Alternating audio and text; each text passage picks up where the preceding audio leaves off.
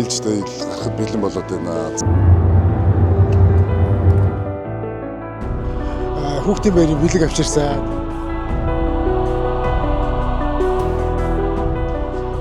За тэгээд энд гайхалтай сүмээ орж үзцгээе. Хамгийн тохиромжтой салхин дээр нь байсан юм шиг байна.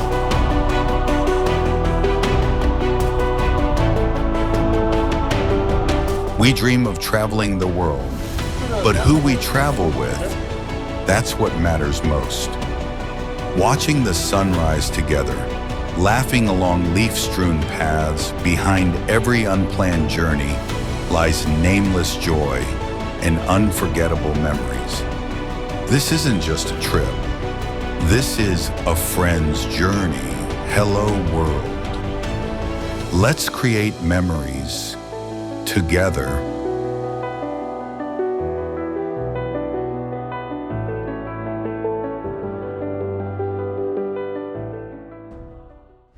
Бид нэг Bolt гэдэг аппликейшнээр ийм машин дуудсан чи Иран залуу байна. What's your name, sir? Bahman. Bahman. Nice to meet you. Thank you. 90 сая хүн амтай юм биш. Too much. For tonight, my government killing people. Засгийн газар нь 36 мянган хүн алсан For шүү. tonight. 2 шөнийн дотор. Oh my god. Where is your family? Here? Iran. Iran. God bless your family. Thank you so God much. bless. Thank you. We are not Arab. Yeah. We are not Arab. We are Persia. Persia. Yeah, No Persia. Arab. Oldest We country. hate Arab. Yeah. You know, we are Persia. Арабыг хүзэн яддаг гэж шүү дээ. Бид нар бол персүүд гэж байна. Бидний дайсан бол Америкд биш арабууд аа. Арабууд ингээд бид Ираныг хөгжүүлэхийг хүсдэг. Хэрвээ Иран хөгжчих юм бол бүх жуулчид Иран руу явчих учраас Дубай те Стамбул тэр хавьмаа одоо Турк мөрк гэдэр Ираныг хөгжүүлэхийг бол хүсдэг л гэж байна. Иран бол хуучны те Персийн маш гоё соёлтой түүхтэй орн. Тэгээд манад Орос Хятадаас өөр жуулчид ирдэг. Өөр хүмүүс ирэхээр аюултай гэж байгаа. Not safe гэдэг чи одоо нэг аюулгүй байдал байхгүй айгүй тийм юу л гэж байгаа юм байна л да. Энд ингээд бензин бараг 8 лей буюу 2 евро хахад манай эднийд ерөөсөө 10 цент байдаг гэж юунд Иранд. Тий. За, манай циркийн ихтер нэрчлээ штэ. Оригинал цирк нь 1960 онд баригдсан цирк юм байлээ. Яг л ийм шилтэй байсан шүү хүүхэд багт нэрээ. Яа, бас л ингээ харсан дээр үе бодогдож шүү те. Цирк. Тэгээд социализмын үед бид нар чи одоо цирктэй те циркээ үзээ. 5 төгрөг мөргөөр цирк үздэг байсан санагдлаад байгаа. Тийм байна. Тэгээ эднийх чинь 60 онд 60-аас 61 онд энэ цирк нь ашиглалтанд орсон юм байна. Манайх чинь 70 онд ашиглалтанд орсон юм байна. Тэгээд өрмөний ард түмний буцалдгүй тусламж гээд энэ чи 93% хөнгөлөлтөө юугаар өрмийнүүд хөрөнгөний гаргаж барьсан юм байна шүү дээ. Манайхан 7% төлсөн юм байна. Буцалдгүй тусламж тий. Тэр үедээ 7 сая 400 мянган долларын өртгөхөр болсон юм байна шүү дээ. 1980 онд дэлхийд 5 дорд гэсэн Монголын цирк. Одоо Монголын цирк хэд дороод байна? Сая нөгөө нарны цирк үзээд ирсэн одоо. Оо амар юм лээ. Би сая Лас Вегас нөгөө хүүхдүүдтэйгээ нарны цирк үзсэн. Нарны циркч Лас Вегас 5 цирк байт юм байна. Тэгсэн чинь циркийн чинь төлбөр нь юу вэ? Нэг хүний $200. Тэгээ хамгийн лаг нарны цирк нь бол усан шоутай цирк нэт юм. Тэр нь $350. Хамгийн гоё нь үзсэн биз дээ. Хамгийн гоё нь үздэг стресс битүү юм байд юм байна. Плед нь олддгоо. Тэгээ цирк үзсэн чинь бас гоё л байлээ. Хүүхдүүдтэйг үзэхэд амар гоё дулаахан тэгээд инээж хөрсөн тэнд ад жаргалыг яг мэдэрч байгаа байхгүй. Лас Вегаст үзэхэд бид нар бас хүүхдтэй хахад аягүй үздэг байсан. Сургуулийн амралт болгоноор цирк заавалч үздэг байсан. Даав ээж нь. Тэр бол бас хүний хүүхдийн хүмүүжлэлт байдаг юм шиг амттай нөхөрлөөд инээд баясгал тий бүх юм явдаг. Хамгийн гоё ер нь надад бол ийм цирк бол хамгийн ад жаргалтай газар бодогддоо шүү дээ. Цирк бол Metropolitan Bucharest. Энэ ч яалч го Metropolitan юм байна л да. Юу ч Бухарест чинь. Тэгэд ер нь бол яг энэ Бухарестийн цирк болохоор нэг юм давчуу газар байт юм байна. Манай Монголынх чинь болохоор айгүй гоё юм цэлгэр те талбартан дээр байдаг шүү дээ. Хотын төвд тийм үү. Энэ бол нэг жоохон нэг тийм нэг юм жижигхэн юм газар байрлал юм байна шүү дээ. Тийм байна. Одоо тэгээд бас Монголын цирк чи байхгүй болж тий тоглолт болохоор нэг жилдээ нэг юм 2 жилдээ ш нэг тоглолт болоод байр байхгүй одоо тий. Тий. Гэхдээ энэ дээр хамгийн гол нь хариуцлагаж байгаа нь Тэрбум төгрөг гэдэг чи одоо $250,000. 7.4 тэрбум долларын үнэтэй юмыг л ингээд зарцсан гэхээр харамсмаар. Гэхдээ энэ яагаад гэхээр ирээдүйн хойч үедээ л айгүй том юу хийж байгаа л та. Нүүл хийж байгаа судал та. Одоо манай чи Монголд ингээд цирк ирэхээр бүхий өргөнд тоглоод байна шүү дандаа. Бүхий Тийм өргөн. их. Тэгээ нөгөө буян тухайгийн нөгөө том ордон биш үү? Аа. Тэнд минь тоглоод. Тэгэл яах вэ одоо тэгээд ийм юм Монгол улс чи өөрсдөө авч явах хэрэгтэй байхгүй юу? Улс өөрөө авч явахгүй. Хувь хүнд зарч хаа чинь тэгэл хувь ашигын төлөө шүү дээ. Ер нь бол. Бид нар ингээд хүүхд тохт үзэхэд их гоё байдаг. Ягаад гэвэл цирк бол киноноос шал ондоо тийм үү? Ингээд нөгөө алиалагч гарч ирэл ингээд амт яагаад яг шинхэн гоё. Циркийн урлаг Хэн хүүхдийн нөгөө зүүд мөрөөдөл гэдэг шиг юм чи гаргаж ирдэг байхгүй. Энэ хүн л ер нь тэр одоо Монте Карлогийн циркийн гран-при тэр тэмцээнийг л үнэлсэн хүн юм байна шүү дээ. Райнер 3 гэдэг хүн юм байна шүү дээ. Принц гэдэг принт гिचт юм нэ. Принцтэй Монако. Одоо энд очиод манайхан чинь төрүүлдэг штэ. Тэгэл эренгуутал тэр Америкийн Лас Вегасын том ланы циркүүч мөнгөөр Өөрөө авчдаг биш тийм ээ. Тэгэл ажиллаулт юм байлээ штэ. Ердөөсөө тэр цирк үзэж яхад яг тэр Америкийн цирк биш Оросууд байна, Белорусууд байна, Украинчууд байна, Монголчууд байна. Дандаа тийм гадаадын хүмүүс цирк дээр нээж идэв. Манайхан ч тийм бас нөгөө Чэжүүд морьтойгоо очсон бас Чэжүүгийн циркт байдаг өстэй монголчууд. Тэ? Солонгосын монголчууд өөрхөн циркч дураануураач бол дэлхийгээр тарцсан байгаа шүү. дэлхийгээр тарсан. Нэг цуглууд нэг цирк ажиллагаанд оруулах юмсан. Шинэ ингээд харсан чинь те. Яг манай циркийн зураг төслөөг ашиглаж барьсан, энийхийг ашиглаж барьсан гэж яг тийм багц. Циркийн ардталт ингээд нэг ийм өргөтгөл барилга байдаг штэ. Одоо автовэрмээр байгаад байдаг. Яг тэр байгаас ингээ хараа. Тойрч ирсэн адилхан юм аа. Яг л ихэр байгаа шүү. Ихэр байна. Тэгээ сая бол бид нар 34 лей төлөөд энд ирсэн. Одоо хуучин хот хүртэл 37 лей төлж байгаа. Тэгээ энд бол ингээд болтыг бол ашиглаад ингээд аялчих болох юм байна шүү хүмүүсээ. Румын бол Dacia гэдэг машин үйлдвэрлэдэг. Социализмын үед манай Монголд бол бас Мерс ирхэн Dacia машин бас байдаг байсан. Тэгээд ах нар бол Dutch Match гэд нэрлэлсэн байсан. Монгол. Тийм шүү дээ. Dacia гэдэг машин байсан юм байна. Тэгээд сонир машин те. Яг харахаар үзэн нэг унжгар хоёр талаас нэг зохион хийсэн шүү. Тэгээд Dutch гэдэг байсан. Тэгээд бас яг хөө машин тэр үйлдвэрлэдэг бас Сайхан улс. үйлдвэр нь бас байна шүү. Одоо хүртэл дампуурчаагүй те. Тийм байна. За бид нар Өрмөний Dacia гэдэг үндэсний үйлдвэрлэгч машинд нь суугаа явж байна да. Дээрд энэ Dacia ч их байсан юм аа. Ер нь яг өндөрдөө Jeep маягийн болгоцсон юм байна. Dacia. Monte Carlo Luxury Residence цогцлбор хороол нь хотын төв талбайгаас 5.9 км зайд орших. Айглын сайхнаар хүрээлэгдсэн богдхан уулын бэлдэс сүндэрлэн, эрүүл хөрс, эконогон орчин, цэвэр агаарт таны тав тухыг цогцлоож, эрүүл, аюулгүй их хотын дуу чимээ, агаарын бохирдлоос хол, олон улсын стандартын дагуу оршин суугчдын хэрэгцээ шаардлагад бүрэн нийцэх үйлчилгээний нэгдсэн системтэй. Нийт 7 блокоос бүрдэх 843 айлын офис, үйлчилгээ, хүүхдийн цэцэрлэг, сургууль бүхий цогцлбор хотхон юм. Айглын сайханд цэнгэг агаарт их хотыг төлдөх арга харууц, Европ стандарт насан туршийн өвлөгдөх хөрөнгө Monte Carlo Luxury Residence. Бухарест хотын хуучин хотод нь орж ирчээд хуучин хотын одоо гудамжийг алах гэж байна. Энд одоо Хилтон ч дуудлаа шүү дээ дөрөвдөө. Манай ээж аав хоёр одоо хуучнаар модон заводын үйлдвэр гэж байсан бохоггүй. Тэнд ажилладаг байсан. Тэгээд тэнд айгүй Румын мэрэгчлэтнүүд ажилладаг байсан. Яг тэр Румын мебель гэж байдаг байсан шүү дээ. Тэрийг одоо Монголын социализмын мебелийн үйлдвэрүүдэд одоо мэрэгчлэтнээр ирдэг байсан байна л да. Тэр үеэс бас энэ Румын гэдэг босыг бас мэдрээл хийж аваасаа манай Румын мэрэгчлэтнүүд гэл мэрэгчлүүд нь тэр Дач гэдэг машин ундаг. Одоо эдний Dacia. Тэгэл анхаарч ялаа. Социализмын үед ч одоо манай ээж аав нарын үед ч Румын энэ Болгар руу хар далаа руу их ирж амардаг байсан. Бид нар одоо маргааш Болгар руу явна. Тинчээ Болгар бол өстой жинхэнэ амралт зугаалгын социализмын үеийн гой амралтуудтай, аршаануудтай тийм ус гэж байгаа шүү дээ. Ер нь бол ийм нэг тийм том бас ийм талбай энэ төр байдгүй юм байна. Яг нэгэн хэвийн ийм хуучны гудамжуудтай юм байна. Ер нь бол 14 15 дугаар зууны үед эн чинь үүссэн юм байна шүү дээ. Тэгээд Липсканы гэдэг нэртэй энэ хуучин хот нь.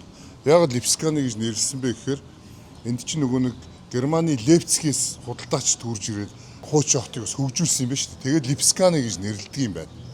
Тэгээ ер нь бол энэ Румыний түүхч өөр одоо жишээлбэл бидний одоо мэдж байгаа Карл нэг хаан жишээл герман хүн байсан гээл тэ.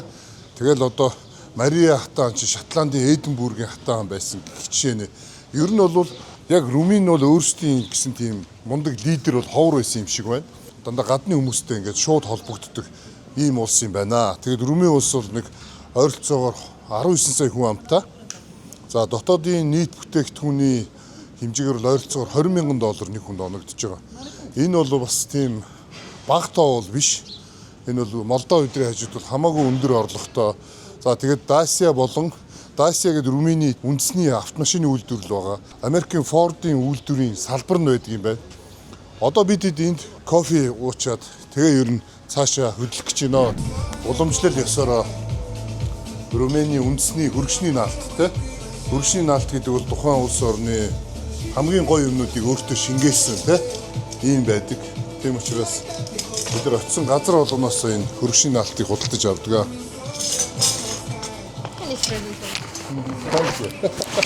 Энэ хөргө бэлэг өгж штэ. За ингээд Румынээс Болгар руу гарахт өгч байна. Тэгээ нараа хилийн ачааны машинуудын очор нэм байна. Нөгөө бараага гайлд мэдүүлэх гэж байгаа машинуудын очор 5 км үргэлжлэж байгаа шүү. Бид нэр Румын Болгарын хил дээр байдаг Донамурны иргдээр чид нэг зам дагаваас яг Румын хоол идчихээ тэгээд ийшээ орж байна. Перла. Цаашаа Болгар харагдана. Тий. Румыний мах. Загас магас бүх юм идэнэ одоо.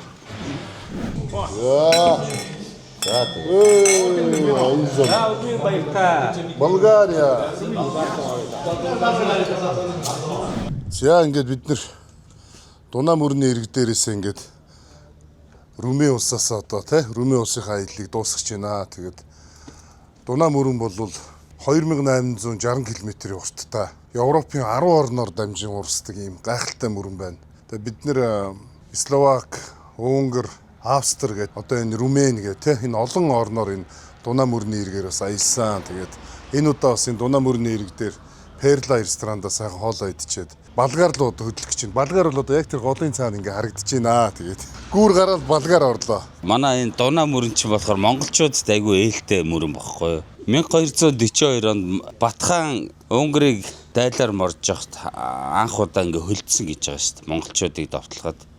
Тэгээ дараа нь Дэлхийн 2 дугаар дайны үед Германы зэргүүд Унгар руу дайрж явахт мөн бас хөлдсөн гэдэг. Тэгээд унгарчууд бол урагч гол юм байлээ.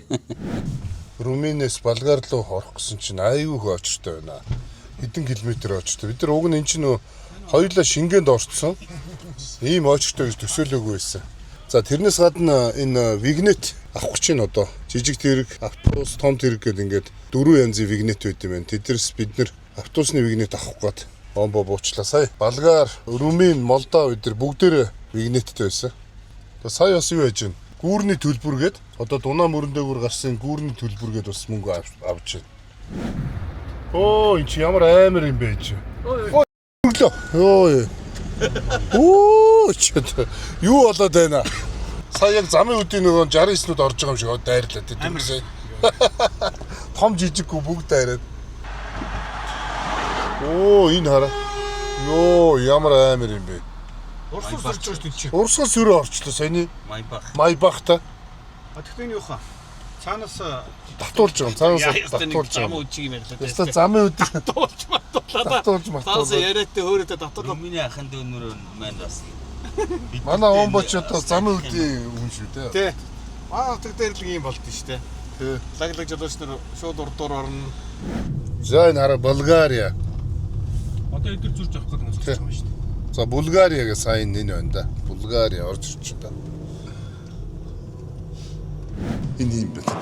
Орсоор ирдэг. Тэгсэрээс мөнгө дэвтэж нь евро юм байна. Байдаг юм шүү дээ. Ха? Нааштай. Софияга зургт байна уу? Хаа зургт Тийм үү. Явж ямар лаг газар хүрээд ирвэ. А тийм биш. Софияга дээр үн те. зургт хийдэг гэсэн шүү дээ. Одоо бид нэр Болгарын нийслэл Софи хот руу явж байна. Одоо 200 км дутуу байна да. 200 км яваад Манай буудал болохоор Централ Хотел София гэдэг. Яг София хотын төвд буудал авцсан байгаа бид нэр. Как вас зовут, брат? Георгий. Георгий. Хорошо, Георгий. Сдача. Спасибо. Спасибо.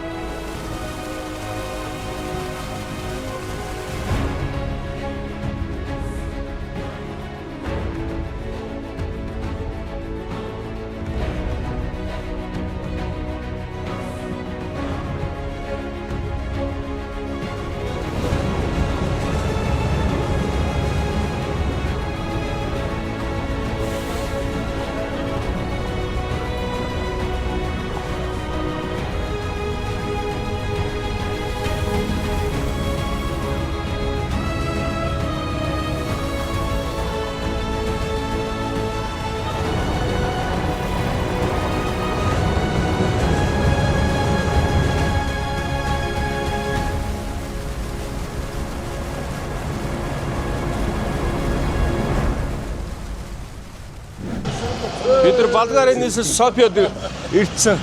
Хотел Центральный гэдэг яг хотын төвд байдаг буудалд нэрсэн байна. Доброе утро, София. Эй, София сайхан амарлаа. Ерөөсөө манайтлын газар байна шүү дээ. Ерөөсөө Кирилл бичигтэй. Орсоор ирдэг биш баг. Баг орсоор ирж байна. Дандаа орсоор Даадгаа тий. Тий. Бас нэг 10 жил байхдаа нэг Орс хэл дээр орс харж яасан юм гэдэг. заалгах гэжтэй яах вэ? Бас Цаадгаа ардаа. Дарамбай шүү дээ. Радиогоо үздэг. За хэдүүд одоо нөгөө аюу алдартай нөгөө сүмрүү нь очие да. Тээх үү? Тий, бурхан минь хэдэн онд ирж байна. Энэ бол юу шүү. Юу гоё. Тараам. Дээрийнх нь ч байна. Шүүлийнх нь ч байна. Тэгээд ер нь бид ер нь аялагчид тий гадаадад явж байхдаа машин дэрэгтэй явж явах үед ер нь хаа явсан газар машин дэрэг маш сайн парклах хэрэгтэй. Паркинг зөв сонгож паркинг ер нь машин аюулгүй байдгийг сайн хангахгүй бас хаа газрын ёсыг мэдэхгүй болохоор юу ч хийж болно шүү дээ тий. Бас л баруунаасаа бол нэлээ хоцорцсон явж байгаа нь. Ер нь зүүн Европын орнууд ерөөсөө мэдэгдэж байна. Тэгээд одоо Шенген Европын холбоонд орцсон хөгжил нь нэлээ гайгүй болох бах. Гэтэ 1-2 жилийн дотор тэгэл амар хурдан хөгжөөл тийм гэж юу бахад те. Нөө хуучны социализмын өнгө айс нь ерөөсөө хэвээрээ. Яг л нөө Тарамбай, Торлиобус ерөөсөө яг л бүгд л байна да. Тэг годмаар явахаар ямар ч барууны орноор явж байгаа тийм мэдрэмж төрөхгүй нэг. Яг нэг тийм бид нартэй их дотн санагдаад байгаа юм юу гэхээр энэ болгарчууд чи өөрсдөө Кирилл үсгийг зохиосон. Өөрсдөө тийм славян хэлнээс гаралтай хэл учраас ерөөсөө орсоор чөлөөтэй ярьдаг юм байна. Орос хэлтэй ерөөсөө энэ болгар хэл чи ерөөсөө баг адилхан шахав юм байна шүү дээ. Болгарчууд болохоор энэ Отоманы эзэнт гүрнээс салсныхаа дараа үсэг зохиолох гээд Византын лам нарт ингээд мөнгө өгөө захиалга өгсөн гинэ.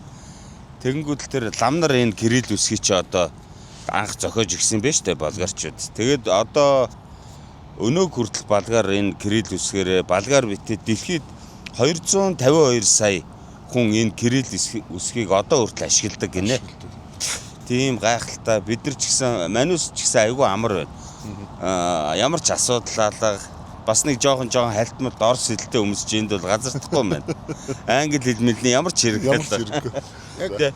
Яг энэ болгарт ирэнгүүт би нэг 10 жил Радуга гэдэг номыг үзсэндээ баярлж байна.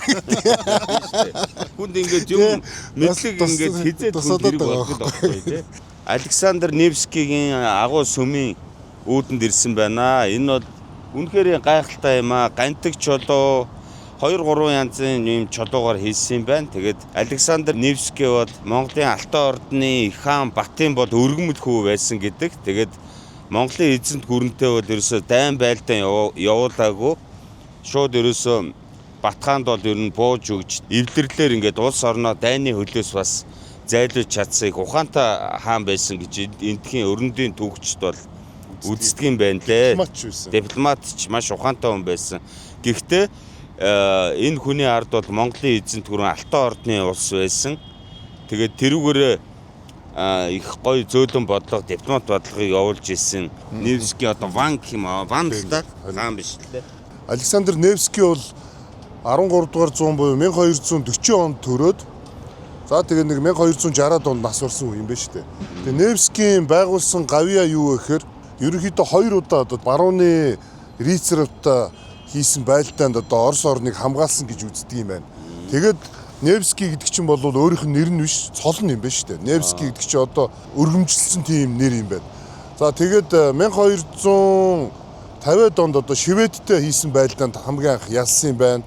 Дараа нь 1240 онд Шведтэй хийсэн байлдаанд ялаад 42 онд бас нэг Типовский гэдэг нэг хүмүүстэй хийсэн байлдаанд бас ялсан юм байна шүү. Тэгээд энэ Александр Невский чи айгүй нэрд гарсан. За дараа нь Алтан ордны улстай хийсэн тэр дипломат харилцаан дээр бас их нэрд гарсан юм байна. За бидний ард харагдж байгаа энэ сүм бол 1882 онд барилгын ажил нь эхлээд за 20 жил бариад энэ сүмийг бол ашиглалтанд оруулсан юм байна. Энэ бол православ шашны сүм юм байна шүү дээ. Энэ сүм бол юугаараа маш их алдартай вэ гэхээр София хотын одоо гол бэлэг тэмдэг болсон ийм сүм. За энэ сүмийг яагаад Александр Невскийн сүм гэж нэрлсэн бэ гэхээр Болгар улс Османы эзэнт гүрэнд эзлэгдсэн байх үед Болгар улсыг одоо чөлөөлөхөд Оросын цэргүүд одоо маш олон цэргүүд амир үргэж Оросууд маш их тусласны хариу болгож энэ сүмийг Александр Невскийн сүм гэж нэрлсэн юм байна. Энд чинь бүр сүүл 19-р зуунд энэ сүмийг барьсан. 13-р зуунд нас орсон Александр Невскийн нэрээр нэрлсэн учир шалтгаан бол ерөөсөн ийм юм байна. За тэгээ энэ сүм бол нэг дор 10,000 хүн одоо орох багтаамжтай. Сүмийн дотоод гоёл чимэглэлийг бол Итали болон баруунаас авчирж одоо тэр доторх мозаик за тэгээ гантик чулуунуудыг барууны материалуудаар одоо хийснээр бас онцлогтой юм байна. Энэхүү сүмийн өндөр нь бол 45 м өндөртэй юм байна. За тэгээ ер нь бол энэ Молдов, Румын, энэ Болгар эдгээр чинь православ христийн шашны нэг одоо нэгэн ийм урсгалыг одоо эдгээр чинь шүтдэг ийм хүмүүс юм байна шүү дээ. Энэ тэгээд христийн шашингууд дотроо ингээд айгүй олон бас задарчаад байгаа тий. Ортодокс гэд задарчаад байгаа. Хаалга маалгнууд янз ил юм байна.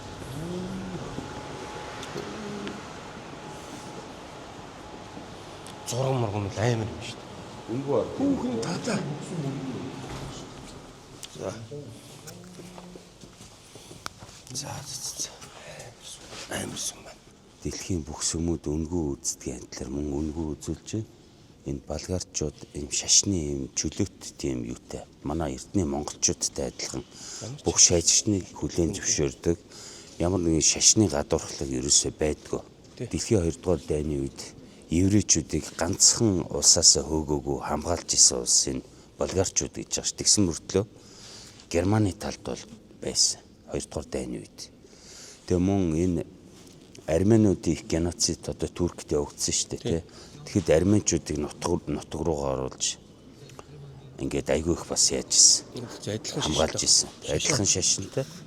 Ер нь одоо энэ София хотын төвд бол ингээд латын шашин тий, үнэн алдартны шашин, католик шашин эдгээр бүх шашнууд ингээд зэрэгэлдээ ингээд оршсон хамгийн эв найрамдалтай хот гэж бас тооцогддог юм байна. Энэ зургуудыг ямар амар зураа байдаг таасан. Энэ авжурмайч бол амар юм. Гайхалтай маань. Үнэхээр гоё юм. Энэ зураг мургийг бол амар зурсан байна тий. Эдэл чиргэлж байгаа юм. Бас л энэ гантхан баг нь маа нь шүү дээ. Улаа хөрөн гантхан багтай. Хоёр шашны тэргүүнүүд ингэ суудаг. Энэ дээр 3 суугаад энэ дээр 1 сууд юм байна тий. Энэ бүр хөшгтэй юм байна. За нэг гантхан баслаа илчээ да. Тэгээ одоо хүмүүс нэг өөрөөх нь Азийн бэлэг сахиусууд яг сахиус. Гэсэн энэ арга бүгднгийнхэн сахиусууд нь шүү дээ. Гинж, бөгөөж, зөвлөлт гэх юм бүх л юм хараа. За Александр Невский гэж ийм хүн байжээ. Тэгээд сүйд бол Невскийг бол гигантэн үнэн алдартны сүмээс бол гигантнэр зарлж ирсэн байлээ. гайхалтай түүхтэй хүн биш үү? Бидний бас их эзэн Чингис хааны маань ачгүй Батхааны өргөмөлгүй агуу Александр Невскигийнхаа бас гэгэн дурсгалыг хүндэтгээд Одоо монголоор зул өргөх юм байна. тийм зол Зул өргөж байгаа л гэсэн үг шүү дээ. Аль аль нь шашин хүндэлж чинь да.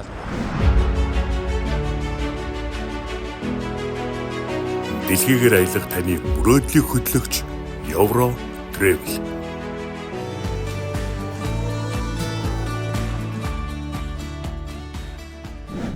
Болгарын нийслэл Софи хотоос тав хүнтэйгээ мэдчилж байна. За Софи хот бол бас гайхамшигтай хот юм байна. Ойролцоогоор 1.3 сая хүн амтай юм байна. За мөн Софи хотыг бол түүхчид 7000 гаруй жилийн түүхтэй гэж үздэг юм байна. Дэлхийн хамгийн хуучны хотуудын нэг бол Болгарын нийслэл Софи хот бол зүүнээсээр орд юм байна. Болгарчууд бол эртний тракуудын үр сад юм байна. За тэгээ ер нь 1879 онд эн чинь Софи гэдэг нэртэй болсон юм байна шүү дээ энэ хот чинь.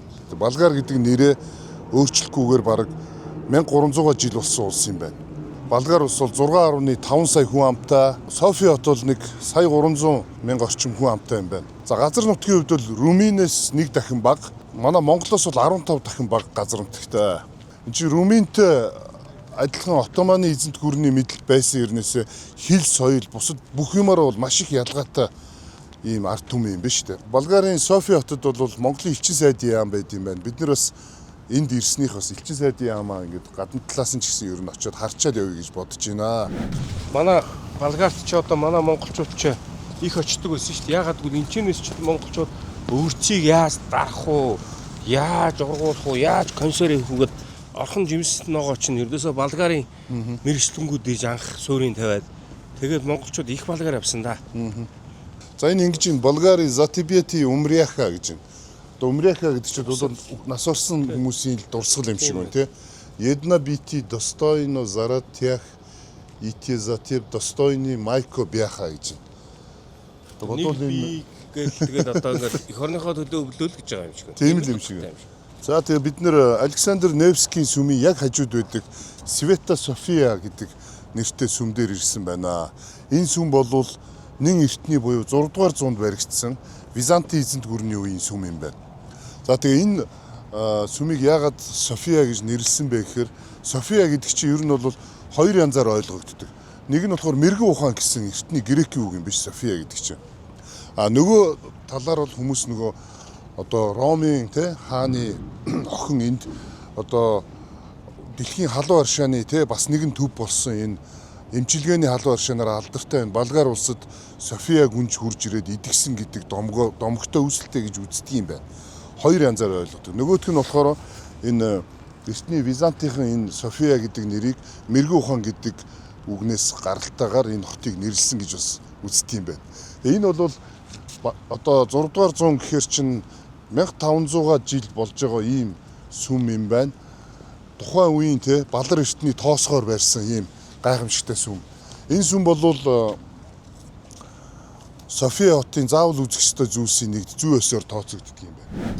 За ингээд София хотоор бараг бид идэл алхаж जैन дөө энэ ч бороо ороод хүн амьтанч багтаа байна. Тэгээ айгүй гайхалтай гоё хөшөөний дэргэд ирлээ. Ингээ хараа зогсож ирсэн сайн нэг 3 жуулчин ингээд бидрийг харж ирсэн.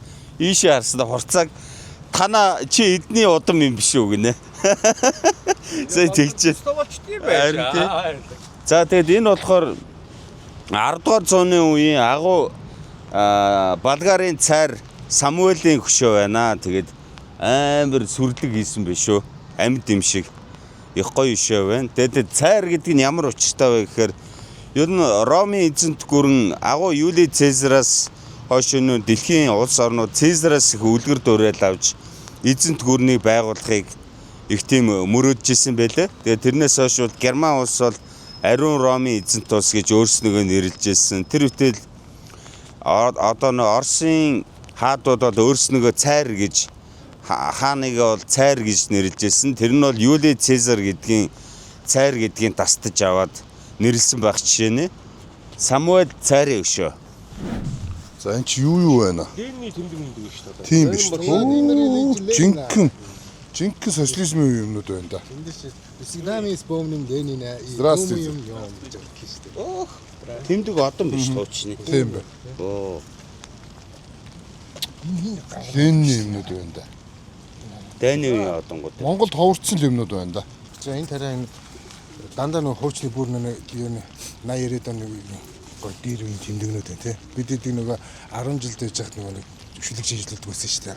Всегда мы вспомним Ленина и думаем ём гэж хэлээд уншиж сонсдог өстэй санаж байна. Энэ 300 евро гэж байна. Омега. Ориг омега. Энд ихтэй хуучны айгу гоё цаг байдаг. Энэ мөнгө Суис, там можно 150 евро, сребрный, старый, швейцарский. Немецкий. немецкий. 80 евро. 80 евро гэж наач. Дешевый. А малку-то за 50. Это оригинал? О, белорусский. СССР шүү дээ. Сансардсан шүү дээ. Тийм биш. Сансардсан. СССР. Паспорт байна. Дик Гой юмнууд зардсан тийм. Хуучны юмнууд. Шинэ хардаа чүдэнсэн шүү дээ. Гитлерийн. Черный дайны чүдэнсэн. Энэ гитлер үлдсэл юм их хутдаг юм байна да тийм. Их юм байгаа юм чи. Хорошо, брат. Спасибо. Энэ жожголт аюух таалагдаад ингээ бид дөрв бол манай найзууд бол нэг нь ч тамхи татдаггүй. Гэхдээ энэ СССР гэдэг энэ тэгээ энэ нэг ингээ гоё харагдаад социализмын үе харагдаад энийг зүгээр сувнэр болгоод авчлаа.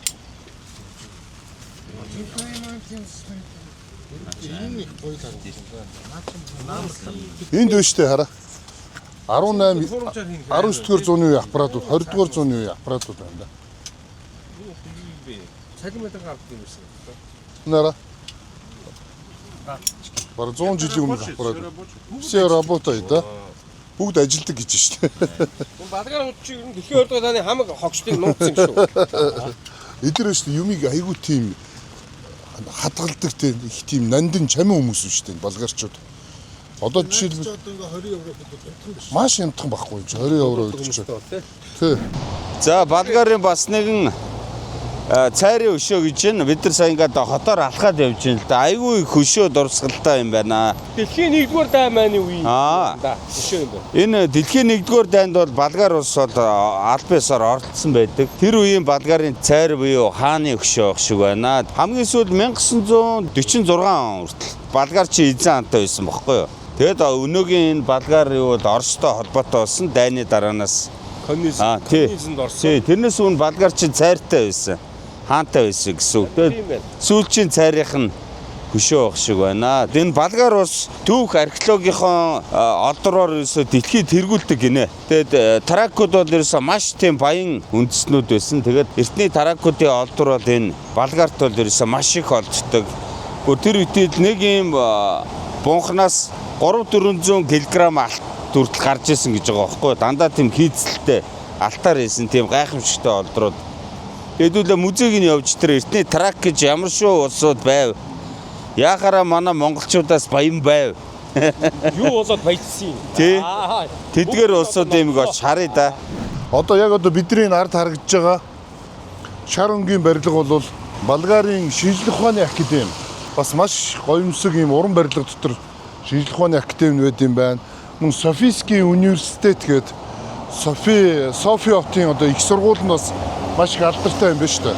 За тэгээд Софи хотоор аялж байхад бол Санкт-Петербург ч юм уу те Москвагийн нэг хуучин хотоор аялж байгаа юм шиг юм сэтгэл төрж байна. Ер нь бол хүн ард нь бас их те найрсаг юм сайхан хүмүүс байд юм байна. Дөнгөсөө бидэн дээр бас ийм дурсгалын зүйл те янз бүрийн юмнууд худалдаж аваад ингээд явж байна. Софиягийн одоо алдарт Витошо уул юм билд байдаг. ЮНЕСКОгийн соёлын хувьд багтсан Бояна цайз дээр хүрээд ирчлээ. Энийг бол сүм болон хамгаалтын цайз хэлбэрээр ашигладаг байсан. 10 дугаар зуунаас 15 дугаар зууны үед барьж байгуулсан ийм газар юм байна. Энэ хавьяас айгүйх тийм тракийн үеийн одоо тий олдурууд, малтлагаас олдсон зүйлс, ер нь энэ Болгарын түүхтэй холбоотой маш олон зүйлс энэ Бояна Church буюу энэ Бояна сүмд байд юм байна. За Витошо уул бол 2200 метрийн өндөр юм бас Болгарын дархан заацд уул юм байна шүү дээ. Витошо уул. За энийг Балар эртний хаалгыг нүдэрээ л гэдээсэн сая. Нөө тикет аваад энд гэхдээ биднээс өөр хүн байхгүй юм шүү. Сая бүр тэгж л бодлоо. За энэ дээр ингээд бичсэн байгаараа. Боянска церква гэж бичсэн байхгүй. 11-ээс 13 дугаар зүг. Yes, I show you. Вояны черч үзээд сүмөө үзээд гараад ирлээ. Энэ нь болохоор яг хуучныхаа хэв маягийг хадгалаад үлдсэн. Ерөөсө битүү ингээд эдний гигантэн те бурхтуудын зураг хан таацгүй байд юм байна. Тэрийг одоо ингээд ЮНЕСКОгийн өвд бүртгэхэд үлдээсэн тийм байд юм байна. Тэгээд Эртний Отоманы эзэнт гүрний үеийн хөө хоёг байна. Цэргийн. Тэгээд хідэн бурхтууд одоо хуучны олдрууд нэг хидгээ юм байна.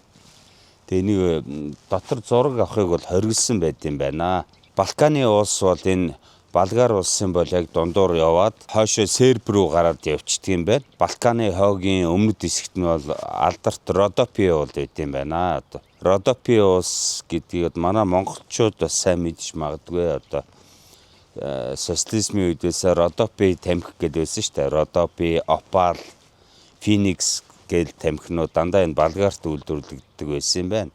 Энэ Болгар улс бол ер нь сарнаан тариалтаар бол дэлхийд ерөөсөө маш алдартай байна. Хамгийн дээд зэрэглэлийн сарнаан тос бол энэ Болгарт үйлдвэрлэгдэж гардаг гэж байна. Ер нь Парисын дэлхийн сүрчигний хамгийн том брэндүүд ерөөсө бүгд түүхэн эдийнхээ материал төр сарнаан тос бэлтцүүдийг бол энэ Болгар улсаас авдаг гинэ. Балканы улс, Родопи улсын голд байдаг маш том хөндөй байдаг юм байна. Тэр хөндөйг бол сарнаан хөндөй гэж нэрлэдэг юм байна. Тэгээд тэндээ сарнаа цэцгийн тариалалтын маш том газар тариалангийн бүсүүд байдаг. Тэгээд жил болгон сарнаан баяр гэж тэндээ тэмдэглэдэг юм байна. Тэгэд ийм гайхалтай сайхан орноор аялж байна. Мөн энэ Болгар бол таргаараа их алдартай. Таргийнхаа ийм алдартай хөрөнгөөр дэлхийд алдартай байна. Дэлхийн маш олон орны үйлдвэрлэгчд бол энэ Болгараас тэр хөрөнгийг тусгаалan авч ингээд таргандаа хэрэгэлдэг юм байна. Тэгээд цаашаа аялцгаая. Үнэхээр сайхан цаг агаартай байгальтай ийм улс байна. Археологический музей. За энэ дээр бичсэн баг. Bulgarian Academy of Sciences. Булгарын шинжлэх ухааны академийн одоо харьяа тийм музей юм байна шүү дээ. Археологи. За музей рүү ороод ирлээ. За энэ музей дотор бол Тракийн үеийн одоо алтан үнд эрдэнсийн бас цуглуулга байгаа гэсэн олдуурал байгаа гэж. Хамгийн лаг гэж штэ олдуураар тий. Археологийн олдуураар хамгийн лаг гэж. Малтлагын олдууруудаас одоо алтан гинж юм биш. Тийм биш үү? Одоо ингэж эхэлж байна. Эмэг. Үе. Шавар аяг маяг. Хоёг биш. Алтан хоёг биш тийм. Аа. 4-р зууны үеийнх нь. Тийм ээ. Алтан хоёг долоо. За манай хүннүг үе олдор байна да энэ хараа. Юуртэй мал гас. Энэ хүннүг үе олдор. Тийм баг шүү. Манай эртний үе. Хүннүг үе нөө бууг шүү дээ. Хүрлийн үе гэж юм. Тийм ээ. За нөгөө нэг баян тансаг тракуудын чи алтнууд нь энд байна да.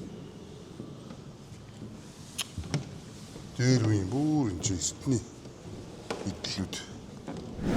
Византын үеийн олдуурууд бол эртний Сердика хотын олдуурууд тойроод байгаа юм байна шүү дээ энэ дотор. Энэ өгшөөг би орж ирээд харсан байхгүй. Энэ нөгөө Луврын музейд байдаг нөгөө толгойг өгшөө байдаг шүү дээ. Тэрнтэй л их төстэй өгшөө байна да. За 2-р зууны үеийн өгшөө юм байна. Болгарын Плевен гэдэг мужаас олдсон олдур юм байна. Энэ хараа эртний грекийн юу шүү дээ. Ромын эзэнт гүрний үеийн грек бичгээр бичсэн баг шүү. Энэ хүрлийн үед бас амар байна. Үтлээ. Энэ Болгарын шинжлэх ухааны академи гэж мэдээж маш том байгууллага байдаг юм байна. Тэгээ шинжлэх ухааны академийн бүх музейнүүдэд хариуцдаг юм байна шүү дээ.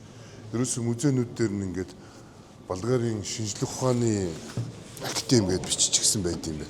За тэгээд энэ болгарчуудын өв эцэг тракчууд гэдэг бол маш тийм хөдөлмөрч маш их юм мундаг те баян хүмүүс байсан гэж ярьж байна.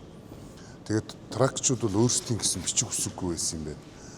Тэгээд сүүлд бол болгарчууд Византын ламнараар гэрэл үсэг зохиолгосон гэдэг түрүү манай Бекэ ярьсан шүү дээ те. Тэр бол ерөөсөө одоо энэ кирилл үсэг өнөөдөр монголчууд бид нар хүртэл ашиглаж байгаа шүү дээ, тэ. Дэлхийд одоо 200-300 сая хүн энэ кирилл үсгийг ашигладаг ийм юм байна. Тэгээд энэ эртний Ром те грек гэснээс энэ алдарт нэг месчин бол Спартак гэж байдаг штэ. Спартак бол трак үндэстний хүн байсан юм байна. Тэгээд тухайн үедээ бослог гаргаж те Ромын эсрэг тэмцэжсэн. Тэгээд Спартакийг бол яг түүхэндээ боолчуудын анхны бослогыг ингээд толгоолж исэн. Тэгээд Спартакийг бол цовдолж алсан байдаг шүү дээ те. Тэгээ ер нь бол энэ булгарчуудын бүр эртний трак хүн байсан гэж түүхэнд бол байдаг юм байна. Ер нь тэгээд болгарчууд бол өөрснийгөө одооний энэ Казахстаны нутагт байдаг Балкаш нуурын ирэг дээрээс нүүдлээд хар тэнгис, Каспийн тэнгис хоёрын голын том хөндөд ирж суурьшсан хүмүүсээс гаралтай гэж үздэг юм байна. Өвөг дээдсэн тэгж ирж исэн гэж өөрснөө бол бас үздэг юм байна нөгөө талаар. Тэгэхээр ер нь тийшээ манай тийшээд ер нь нэлээд өгч байгаа үзэн болгарчуудын өвөг дээдсүүд. Бас тийм сонирхолтой түүх байдаг юм байна шүү. Одоо Ром маягийн соёлтой энэ хүмүүстэй энэ болгарчууд яагаад ийм ойрхон амьдарч байгаа юм бол гэсэн чинь түрүү манай Беки ярьлаа шүү дээ. Казахстан хараас ер нь Оростой ойрхон нутгалж байгаад энд нүүдэлж ирсэн хүмүүс юм байна шүү дээ. Тийм учраас словен хэлээр ярьд юм байна. Тэрийг нь гайхаад байгаа байхгүй. Энд чинь Унгар гэж шал ондоо хэлээр ярьдаг нэг улс байна тий. Тэгээд ийшээ Югославууд бол ямар хэлээр ярьдаг вэ мэдэхгүй л байна л да. Ер нь Румын, Молдов өдрөөс тийс ондоо соёлтой ийм хүмүүс одоо яагаад энд байгаа юм бол би түрүү бодоод байсан. Сая тэр танилцуулга өглөө сайн нэг энд ажилтдаг. 2 жилийн Монголд очижсэн юм шүү дээ. Оо за тийм. Та насыг монголчууд ах гэж бодоод ирлээ. Зүг бодчих. Бояны сүм дээр бас 2 хүн биднийг та нар хаанах юм бэ гэдэг. Тэгээ бид нар ингээд монголчууд гэсэн чинь бид хоёр одоо энд баг 10 хэдэн жил ажиллаж байна. Анх удаа монгол хүн энэ Бояны сүм дээр ирлээ гэдэг. Тэгээд бидэрт энэ музейг та нарыг заавал үзээр энэ музей хамгийн гоё шүү заач гэсэн. Энэ бас их үзүүштэй гоё юм байна энэ бол. Ер нь энэ Болгар улсыг чинь манай эртний 680 онд үүссэн гэж үздэг юм биш Болгар улсыг. Яг тэр үед Болгар гэдэг нэрээр нэрлэгдээд Болгар улс байгуулагдсан гэж үздэг юм байна. Ямар ч улс үндэстэн ингээд 500 жил нэг улсын колонд байхаар өөрсдийнх нь нөгөө соёл янз бүрийн юмнууд ингээд балдартдаг юм байна л да. Тэгэхэд эднэр бол ерөөсөө өөрсдийнхөө соёлыг яг тэр чигээр нь авч үлдсэн гэдгээрээ маш их бахархдаг юм байна. Маш их онцлогтой юм байна тэрүүгээрээ. За энэ музейн барилга болохоор Византын эзэнт гүрний үеийн барилга юм байна. Энэ багнуудыг хараа яг Ромын номон хэлбэрийн маш том бүдүүн багантай маш гоёмсог барилга байна шүү. Энэхүү археологийн музей бол Софи хотын төвийн ерөнхийлөгчийн ордны хажууд байдгаар онцлогтой. Одоо бид нэр та бүхэндээ эндээс гараад ерөнхийлөгчийн ордноор бас аялуулах гэдэг байна. Луутай байна тий. Бас нэг амар сонирхолтой техник зүйл байна. Энэ болохоор нөгөө нэг болгарчууд өөрсдөө нөгөө захиалж юу яасан хийлгсэн. Тэр нөгөө хамгийн анхны кирилл үсэглүүд болж тарж байна л да. Өөрсдийн нөгөө бичиг соёлтой болохын тулд ингэж хийлгэжсэн байна. За тэгээд Болгарын Софи хотын археологийн музей бол энэ музейд тавигдсан үзмрүүд бүгдээрээ малтлагаас олдсон үзмрүүд юм байна. Тийм учраас энэ музейн нэр нь археологийн музей, үндэсний археологийн музей гэдэг нэртэй. Тэгээд кирилл үсэг бол манай эртний 880-ад онд үүссэн гэж үздэг юм байна. Яг энэ нөгөө нэг төмрөөр хийсэн сэлэм гэхэд айгүй хөнгө юм. Төмөр бас энэ найрлага байна. Энэ найрлага бас ондоо байдаг бох тийм. Харахад манай хүн юм шиг амар тийм нэг хүн тархицсан өнгө өрөвсөж хөнгөө юм. Хиймэл дундаа сэргсэн залуучууд өнөөдөр хиймраа сэргэнэ. Үеийн толгой болгож авчиад асуудал юм байна. Дайны үед исэн л 100-аад болгарын толгой авах. За бид нар одоо үндэсний археологийн музейний бүр тэр дундаа тусгай танхимд нь орж ирлээ. Энэ нь болохоор энэ үндэсний дандаа археологоор олдсон хосхон үнд бүтээлүүдээ энд хадгалт юм байна. За тэгэд энэ бас зураг бичлэг гэдэг нь бас Аз юм да тий. Энэ эртний трак гэж очиод яасан амир Ромоос өмнөх үеийн хүмүүс шүү дээ. Тэгэхэд нэрээ эдний хийцлэл тий хэрглэжсэн алт мөнгөн нэрээ өстой үнэхээр гайхамшиг гэхээс одоо юу гэвтэй. Тэр алтаар хийсэн юмнууд нөө тэр хоолоо хийж иддэг гэсэн. алтан тогоо байна, алтан төмпөн байна. Алтаар эзэн нисдэг луу байгаа үстэй дуулган дээр. Энийг хараа. Алтан нүүр шүү дээ. Алтан нүүр баг байна тий, маск. За дээр үед те бүр манай эртний 3 4-р зуун 5-р зуун мууны бүтээлүүд алтан идэлүүд байна. Одоо энэ бол жишээ before Christian гэдэг чинь одоо юунаас манай эртний өмнөх 1-с 2-р зууны үе олдвор. Энэ болохоор манай эртний 2-с 3-р зууны үед Ромын үед байсан Булгараас энэ Булгарын газар нутгаас олдсон юм юу юм биш. Хорс харнес гэнэ морины юу гэж юм шүү дээ. Мөнгөн морины тоноглолууд юм.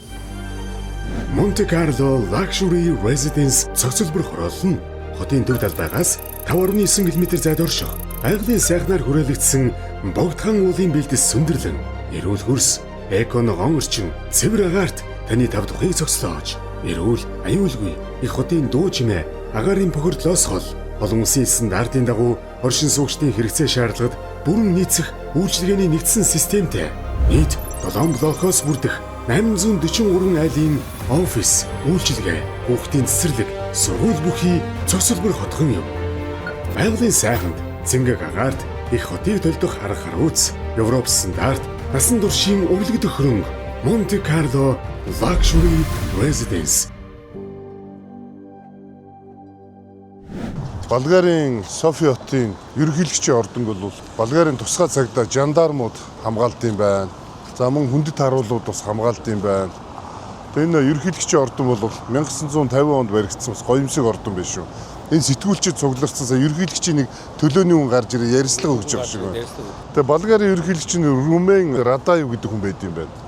Тэгээ нэрийн сонсоор Орос нэр шиг те Румен Радаев гэдэг. Радаев бол 2017 оноос хойш 2 дахь удаага сонгогдоод ингээд ажиллаж байгаа юм байна. Тэгээ энэ барилгыг бол 90 оноос хойш ерөнхийлөгчийн ордноор ашиглаж байгаа юм байна шүү дээ. Тэгэхээр эн чинь социализмын үед энэ барилга бол өөр зорилтоор ашиглаж байсан гэсэн үг.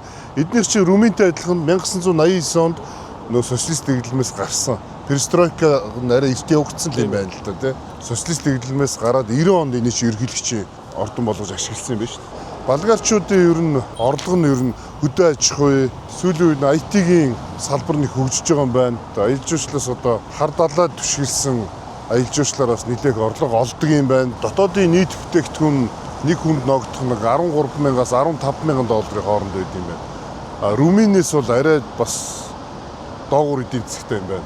За тэгээ энэ Софи хотын төвөр бол маш олон ийм түүхийн дурсгалын барилгуудтай юм байна шүү дээ.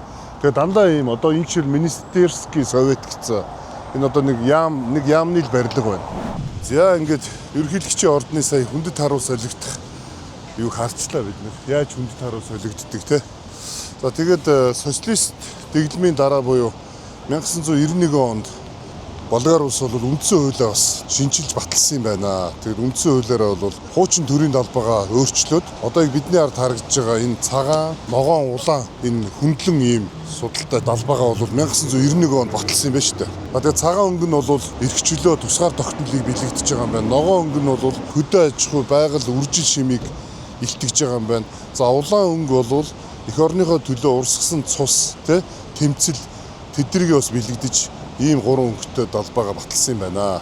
Тэгээ манай Монгол улс ч гэсэн 1992 онд үндсэн хуулиа баталсан байдаг. Тэрнтэй бас ойролцоо 1991 онд эдгээр ингээд шинэ үндсэн хуулиа баталсан юм байна. Бид нар нөө ерөнхийлөгчийн ордны доошоо ингээд метро руу орох гэж байна. Яг ордныхаа хажуунаас шууд орчт юм байна. Эдгээр чинь нөө метрогоо байгуулад газар ухаж исэн чинь нөө тракийн үеийн эзэнт гүрний үе амар том хот гараад ирсэн гинэ.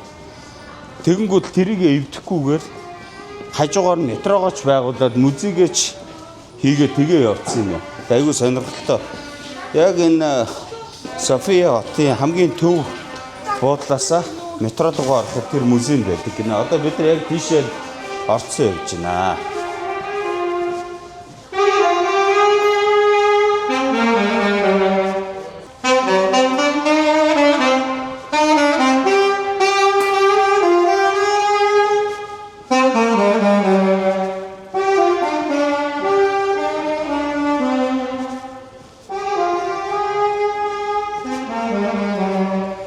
Софи гэдэг нэрийг авахаас өмнө Византийн эзэнт гүрний үед буюу алдарт Константинопол хааны үед энэ Софи хотыг Сердика гэдэг байсан юм биш. Энэ дээр одоо эртний Сердика хотын төвөр гэдэг энэ дээр бичсэн байгаа ингээд. Ансент Сердика гэдэг. Тэгээ эртний Сердика хотын төвөр одоо энэ метроны энэ дээр одоо хэсэг дээр энийг аваад үлдсэн ингээд үзүүлэн болгоод ингээд тий ашиглаж байгаа юм байна. Гоё юм байна тий. Тэгээд бас их юу юм мондөг усууд юм а тий хуучныхаа байр барилгыг олцоод энийг ингээд бас тогтчуулаад тэгээд метроныхоо буудад тэртээ хийдгэр хийсэн байгаад авч энийг бас ашиглаа музей болгоод тий хүмүүс болж үзүүлдэг хотынхаа төрийг ингээд хэвээр бас үлдээгээд байгаа байхгүй. Тэгжээ бас нөгөө юу яжсэн одоо Сердикийн үед феномен даржсэн баар маар тэгэл тэр дайчтай одоо тэр нөгөө дайчид нь орж ирж ин хотод дотор ингээд юу байлдан дагуулж ирсэн гэсэн бүх зураг мөргөмөд хэлсэн чи байдаг. За стогоо юм байна. Булгарын Софи хотод ирээд машина парклахад хоол идэх гээд ресторан болсон. Машина парклах нэг хялбархан юм байна. 13 тэг 2 гэдэг дугаар руу өөрийнхөө машины номерыг бичээд мессеж явуулчих юм. Тэгээд 2 цаг өнгөрөв. Тэгэл боллоо. Тий, гайтайхан юм байна парк. Тэгээ 2 цагийн дараа дахиад SMS-ээс нэмж хүж явуулаад байт юм. Тэгээд өдөрж өргөө хийж болох юм. Болгар улс маань болохоор 600-аас халуун аршаантай. Тэгээд халуун аршаанууд нь бол яг хар далаагаа дагаа тий уулсын дээгүүр одоо зарим нэг эртний хотуудаа байрладаг ингээд харуу байрлалтай. Тэгээд 120-30 шигийн маш тансаг зэрэглэлийн ийм амралтын газрууд аршаануудаа дагуулад байрлуулсан байт юм байна. Тэгээд энэ хар далайн доод ирэг дээр манай Монголын эртний эзэжсэн Бургас гэдэг нэртэй хот байгаа шүү дээ. Эднэр бол Бургас гэдэг юм билээ. Тэр бол маш их халуун аршаантай, үзэсгэлэнтэй тэгээд айгүй гоё амралтын газруудтай тийм газар байдаг юм байна. Одоо зүүн Ромын эзэн хааны үеэлдүүгийн нэрээр нэрлэгдсэн Софиягийн аршаан бол иж байна. Энэ София хотын төвд бол зүгээр ингээд уусч идэв. Энэ бол маш олон жил болж байгаа. Иргэдэн ингээд эндээсээ чөлөөтэй аваад хэрэгэлдэг. Ер нь энэ далайн ирэг дээр байгаа те хөдөө жижиг хотуудаар байгаа амар сувлийн газар ингээд халуун аршаан гарч идэг. Болгар хүмүүс нь бол бүр шилтэй ногоогоо тэр аршаан дээр аваачаад хийгээд ингээд болгочдөг гэж байна. Тэгээд аваа явчихдаг. Тийм. Чинь болгож дарддаг. Хийж байгаа доор хийг нь авч байгаа. Тэгээд тагалчдаг. Болгож дарддаг юм байна шүү дээ. Тэрийг зүгээр байгалийнх нь аршааныхаа халуунаар ингээд дарчдаг юм байна. Тэгээ энэ чинь нэг үеэр бол бас нэг бодлын амар ахгүй. Хүмүүс цэвэрхэн байна. Усандаа орч. Халуун дулаанаа шийдчихнэ. Тэс бүх юм шийдэж байгаа байхгүй. Гайхалтай маань. За ингээд Софи хоттойгоо танилцаал явж энэ. За бидний ард харагдж байгаа энэ сүм бол Отоманы эзэнт гүрний үед барьсан муслим шашны буюу исламын шашны сүм байна. Төрөний тэр археологийн музейн барилгач гэсэн бас тэр яг Туркийн барилгууд шиг Отоманы эзэнт гүрний үед баригдсан барилга байлаа шүү дээ. За энд бол одоо Сердика хотын хуучны тойр античны Сердика байна. Энэ Сердика хот чи ийм биш үү? Энэ хотын нэрээр метрог нэрлэлсэн биш. Сердика 2 гэж шүү дээ. Бас зөв юм биш үү? Хотынхоо төвдөө ингээд хуучин хотынхаа балгасан ингээд гоё музей шиг ингээд болгоцсон. Бас үүрэмцэл юм. Тэгээ айгүй сони юм те лалын сүм нь энд байх урдталт нь Христийн сүм нь. Христийн сүм залгааш хөө.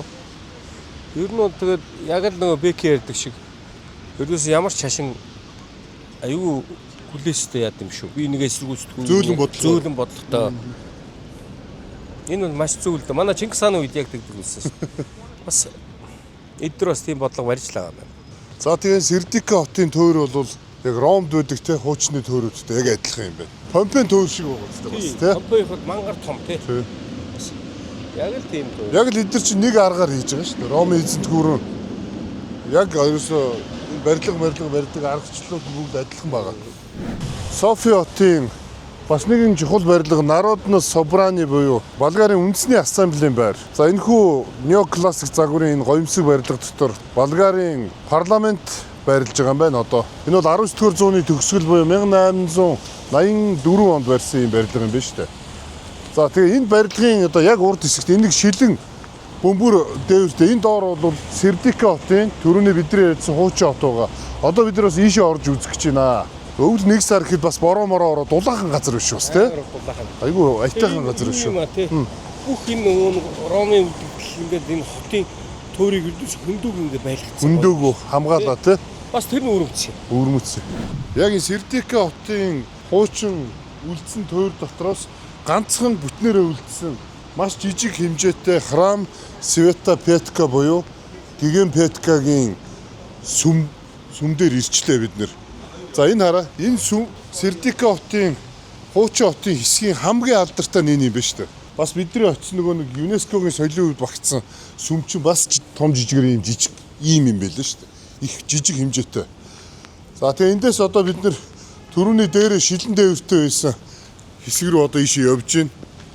Софи хотын доор бол тэр чигтээ тэгээд хуучин хот байдаг юм байна шүү. Их сони юм байна тий. Бас ингээд хуучин хот ингээ гараад ирдэг. Дээр нь метрон доогоор ингээд энэ хуучин хотууд нь байж байдаг.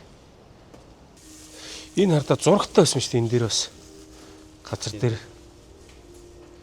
шална. Тийм байвал. Тийм байна. Зураг гэсэн юм дүү. Устдаад үлдсэн юм. Гантгаар сэлбэр хийгээд. За ингээд өнөөдөр Болгар улсаар хийж байгаа аялал маань ингээд өндөрлж байна. Тэгээд маргааш бид нар дараагийнхаа улс руу явж байна. Хойд Македоны нийслэлд Скопид уулзцгаая. Намрын өдрөл бүдэнд айчтэн ирдэ. Айны шогод бэштэн олсын дэгор цаштэн отлоо. Широн бора цонхыг дошта. Сэтгэл хөдлөн бодолд дурсан ч тадраа. Нэгэн намрыг отлаа нэгэн насыг